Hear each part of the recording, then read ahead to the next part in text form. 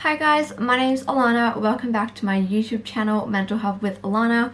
If you're new here, please press the red subscribe button and give this video a thumbs up if you find it helpful. And you have any video suggestion ideas, please comment that down below. For today's video, I'm going to be talking about medical gaslighting and what to do about it.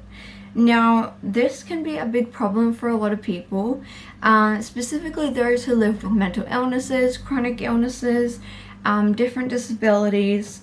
You know, there are a number of conditions where you may need to see specialist doctors or clinics, and normally you have to go to a general practitioner to get a referral. And it can be very difficult and very hard, and especially as a female, when you go to a doctor and you've been in pain for ages, or you're having a lot of symptoms of things, or your body, you just know there's something not right with your mind or your body. You know, it could be a mental illness or it could be physical illness, and it can be so frustrating and disheartening when you feel like the doctors don't believe you and they blame it on your hormones, or they blame it on your medications that you might be on, or they say that, oh, well, your general bloods look fine, so that must mean there's nothing wrong. And they don't really do any investigating, they don't really look into it, and they don't send you off to any specialists. They kind of just glaze over it and go, well, there's nothing sinister, you don't have cancer, so you're fine. And I've encountered this a lot when it comes to many different disorders that I have, including even a learning disorder. And it's just very unfortunate, and I find, especially as women, I know this can happen to men too, but I feel though, especially as with women, they often blame things on hormones. And you know, back in the old days, they would call women who had mental illnesses or whatever, they had hysteria, you know, and they were very dramatic and stuff. And I think there's a lot of that kind of ableism and things that still kind of come through even today within the medical field. And it can be so tiring when you're already exhausted and you're in pain, or you're suffering with the mental illness and you're depressed and you can't get out of bed, or you're so anxious you can't leave the house to even get to the appointment, you know, and you finally get to this appointment and it's taken you so much effort and time, and you probably have to pay for the appointment, which is going to be expensive.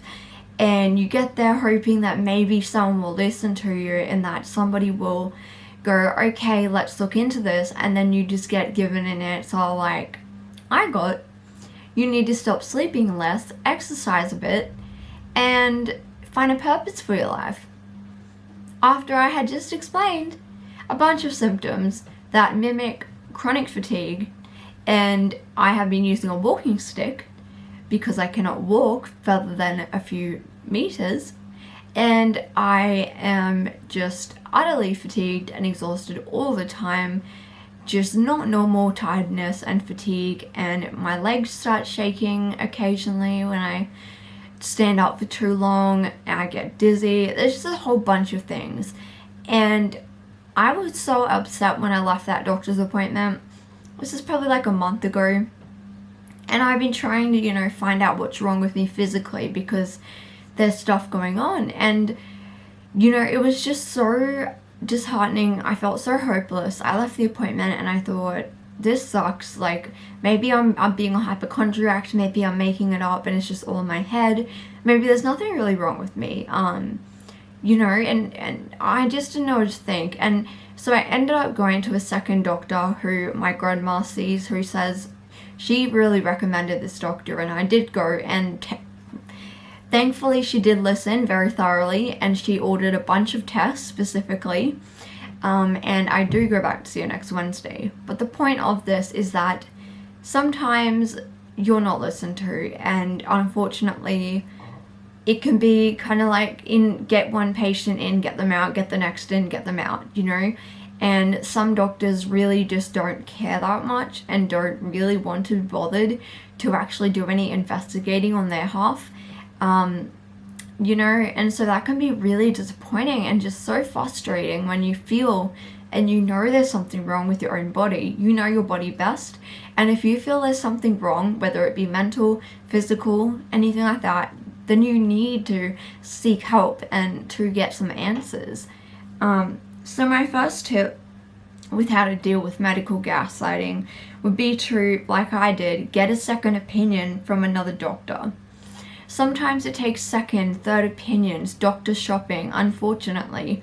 Sometimes you just have to keep looking until you find that doctor that's willing to say, yes, I will advocate for you, and yes, I will look into this for you, and we will find some results or some answers to what you're dealing with. And sometimes it may take a time to find a primary care doctor that you get along with and that actually is willing to do that for you. So don't give up, even though it's so disheartening and exhausting. Don't give up. Keep trying until you find that right person. The next one is to keep track of your symptoms. I personally have done this for years. I have a health diary where I write mainly mental illness stuff in, but when I do have physical symptoms, I do write them in there, and I keep track of the date, the time, how many times it's happened, what type of symptoms I'm having, what medications I'm on at that stage of life, just a bunch of things, and I keep track of it so that I have medical proof and I can look back over the last year or the last few months and see if anything's changed, and I can actually have that information ready, because I forget. I have a lot of illnesses and a lot of conditions, and it can be extremely hard. It's like a full-time job to try to keep track of them all and the symptoms. It can be overwhelming and exhausting, and my memory is terrible. So I write down everything and I keep track of it like that. And I also have a mental health folder which I put all of my documents back from 2018 when I first started getting mental health treatment. I have documents from back then till now. The folder is humongous.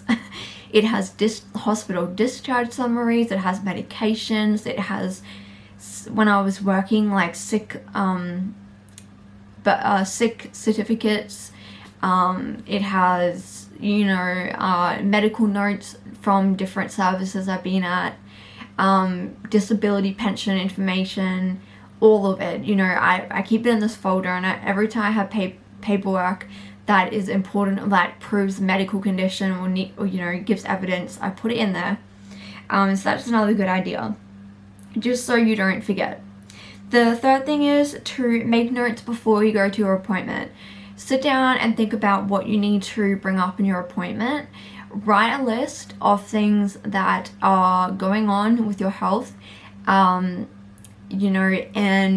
if it's something that can be recorded, like physically your body is doing something and you are able to record it. That is a really great idea. My legs often start to tremble and shake quite uncontrollably if I've been walking around for too long and I sit down. And I told my psychiatrist the other day, and she said next time it happens, record it and then bring it to me so I can have a look. Because obviously the thing you're experiencing may not happen while you're in the doctor's. Often you go to the doctor's and unfortunately the thing that you're trying to explain isn't happening at that time, conveniently for you. So yeah, make notes. The next one is to take someone you trust with you, someone who can advocate for you, someone who could be a listening ear, someone who can process the information with you, someone who can say, yeah, this person has been having these symptoms, I've seen this happen, this is what's been going on. Just someone to have backup, just to have the other person there. And it may help you feel a lot less anxious and, just feel more supported.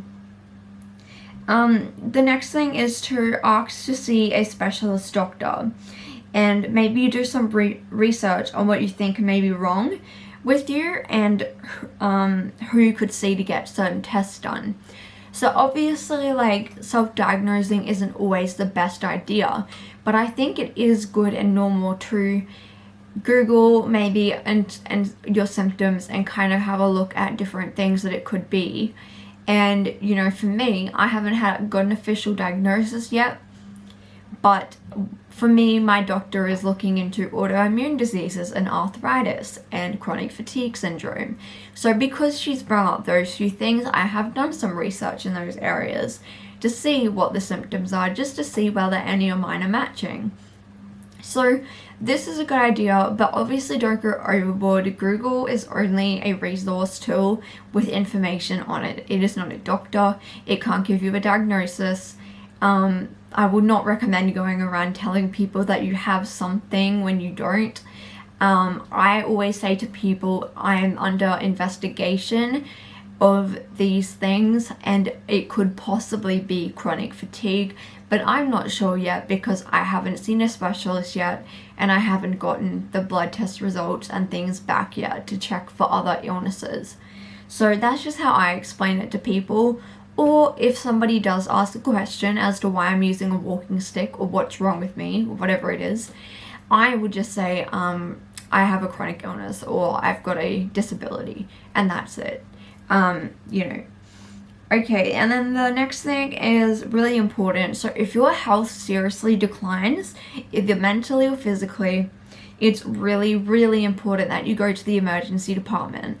And I know this can be horrible. I hate going there. You sometimes have to sit there for hours and it's horrible, and they give you no food. Even trying to track down a water bottle, like a bottle of water, is hard. You know, and it's exhausting. It's when you're in pain or you're sick or you're mentally unwell, like you don't want to be sitting there for like 6 hours. I understand. I've been there, I've done it.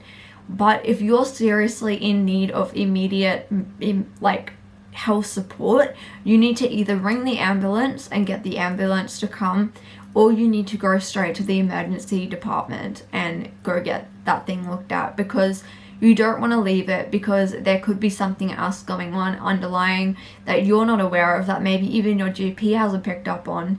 And it's really important to keep yourself safe and to make sure that you get medical attention if you need it. So those are my tips for medical gaslighting. And I know a lot of you guys probably experienced this, and I'm really sorry that you've had to go through it. It sucks, and I know how hard it can be, but like I said, just keep pushing, just keep trying to advocate for yourself.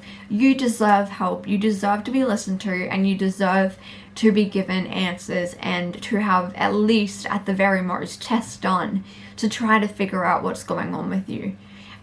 So yeah, I hope this video helped and that it was something that you could take away from and maybe implement in your own life next time you have an appointment. And so thank you so much for watching the video, and I'll see you in my next one.